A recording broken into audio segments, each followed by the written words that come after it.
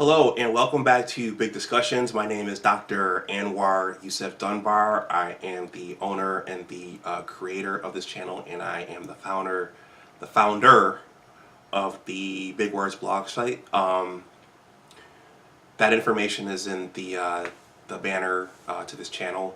But please like, share, and subscribe to this channel as I'm trying to grow it and make it bigger and bigger and disseminate some of these messages further out.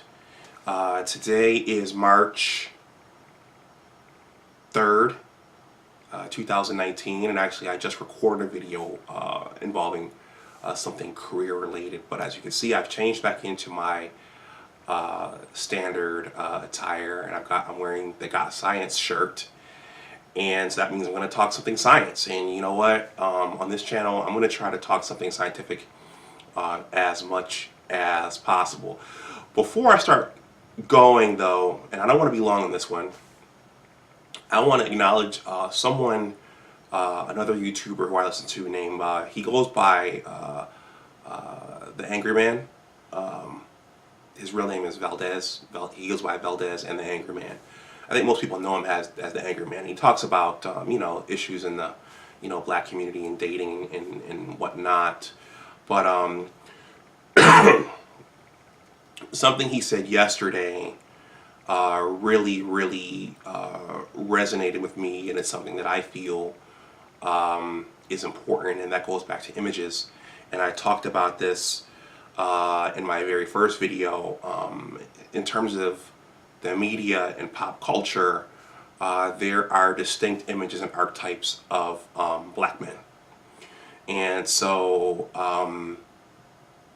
I think that it's important to present alternative images, such as being a scientist and talking about things like pharmacology and toxicology and physics and chemistry. So that's one of the reasons why I do what I do, and that's one of the reasons why I'm doing this.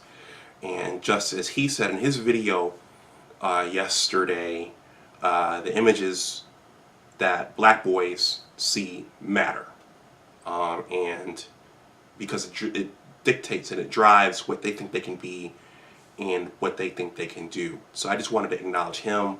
I see I'm not the only one who feels that way, that we need some alternative images and archetypes of black men.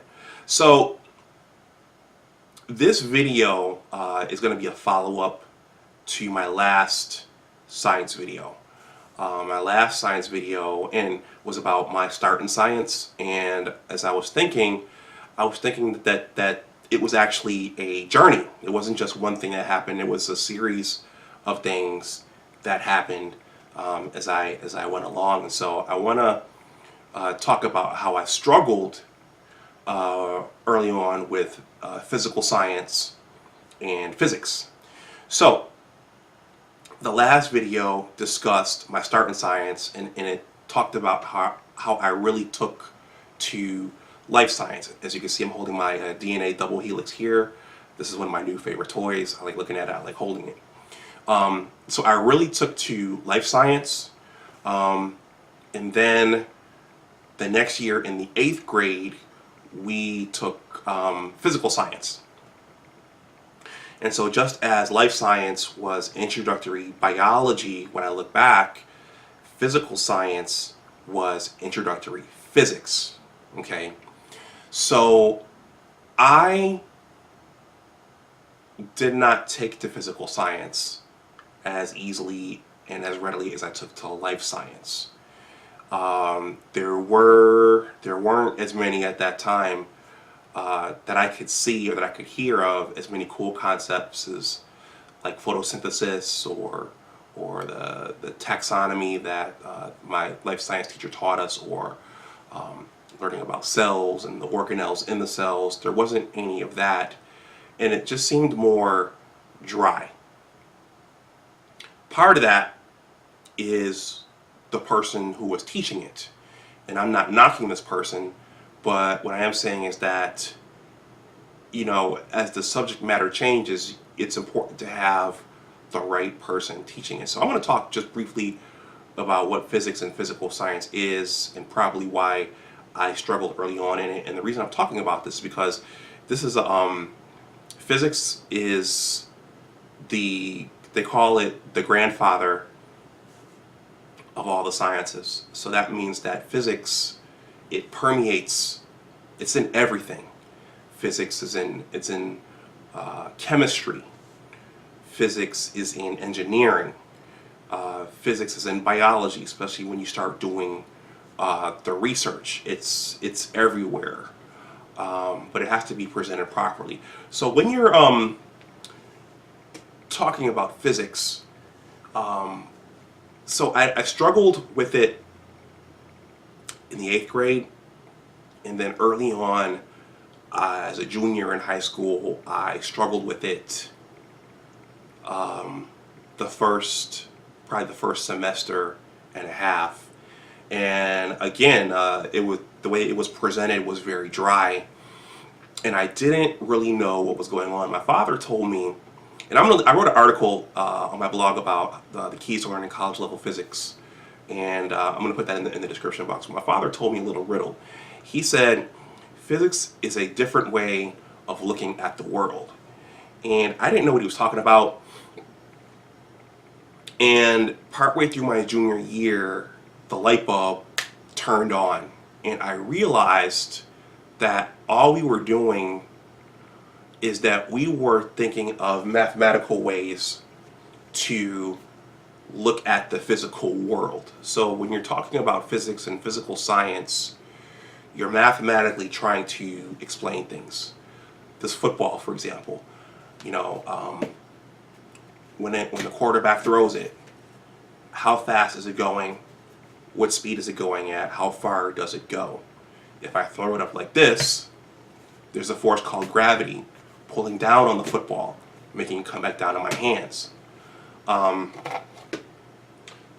This space shuttle, you know, calculations have to be made to get it up into outer space. This blackbird, calculations have to be made to get this, design this, and properly put this together in terms of engineering so that it flies and it goes where it needs to go. So these involve a great deal of calculation.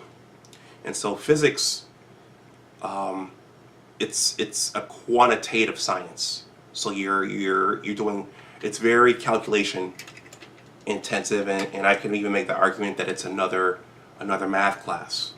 It starts off with mostly algebra, but then you can also get into calculus-based physics, and then I think there's a engineering physics, and it goes on beyond the general introductory classes, but you're thinking about a very quantitative science early on, which requires practice and discipline and lots of focus, which is why I struggled with it early on. Once I got to the undergraduate level, I took those lessons from high school, and I was fine. I knew that for everything we were trying to show, whether it was this football or something else, there was a formula for it, and there were variables, and we were solving for an unknown. And so I was fine. So I just wanted to make a follow-up to my last video in terms of how I got started in science. Again, it wasn't a nice linear path. There were struggles along the way. One of them was physics, which again is a gatekeeper course, which keeps a lot of students out of doing things like going to medical school. Because to get into medical school, they want to see some proficiency in the basic courses, biology, chemistry, and physics. But it's a very fascinating and vast area. I think a couple of videos ago, I kind of, when I was talking about Ronald E. McNair and Lieutenant Colonel Michael P. Anderson for Black History Month, I talked about how much in awe I am of physics scientists when I hear them talk at our Arlington Planetarium, especially when they're talking about things like gravity, black holes, and time dilation. Time dilation is something that fascinates me quite a bit. Apparently, when you go into low gravity environments, time seems to move slower versus when you're in high gravity environments. So, in other words, time moves slower the further you get away from the Earth, but right here on the surface, it moves faster. So, that's what I wanted to say in this video. Physics is even at the beginner level, it's different than life science. You're explaining the natural world, and it's very calculation intensive. It's very much a quantitative science. So with that, I'm gonna leave my story about understanding college level physics in the description box. In this video, who was this for? This is for a lot of people. If you're struggling with physical science or physics, if you're a college student who wants to go to medical school, this video is for you. And if you have a child who is taking physical science or physics and they're struggling, this video is for you and for them. So again, every message will not hit the person it's intended to hit, and it may trickle out through someone else. So if you know of someone who can benefit from this information, please share it. So I'm going to conclude there. Thank you for watching, and I will see you next time. I'm going to get as many science-related vlogcasts up on this channel as I can. Please like, share, and subscribe, and help me grow the channel. All right, have a good week. Have a good night. Talk to you later. Bye-bye.